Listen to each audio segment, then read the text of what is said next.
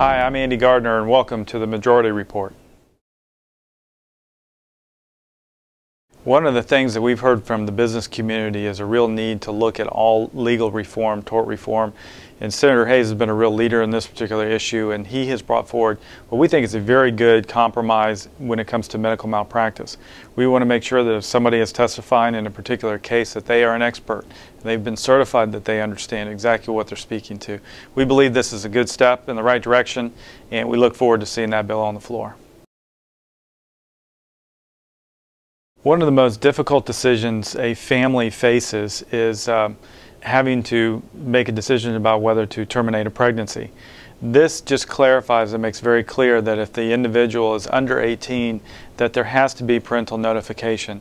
It's a family decision. It's a lifetime decision that will have an impact on the individual in every aspect of their life, and we want to make sure that the family is completely involved.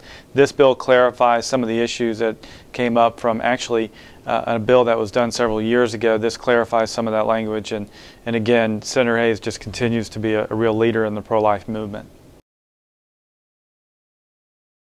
Senator Altman, this is one of his #1 priorities, and the whole concept of the voters being able to decide it's a constitutional amendment is it makes very clear that we are prepared as a government to partner with religious organizations, whether it's religious hospitals or other services that may be provided. There's needed to be some clarification in the Constitution that we're not specifically endorsing that religion, but they can provide a good service and they can provide it for cheaper, and we want to make sure that we have the opportunity to partner with them. We're heading into the last 3 weeks, and what we are waiting right now, we have passed our budget, the House has passed their budget, and we're prepared to go to conference. There are still negotiations happening regarding how much the allocations will be to health care and education, transportation, different things like that.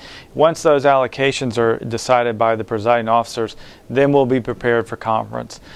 We're actually ready now, and I think the House would probably say the same thing, but we'll get there, and we look forward to finishing the legislative session on time. Again, I'm Andy Gardiner, and thank you for joining us for the Majority Report.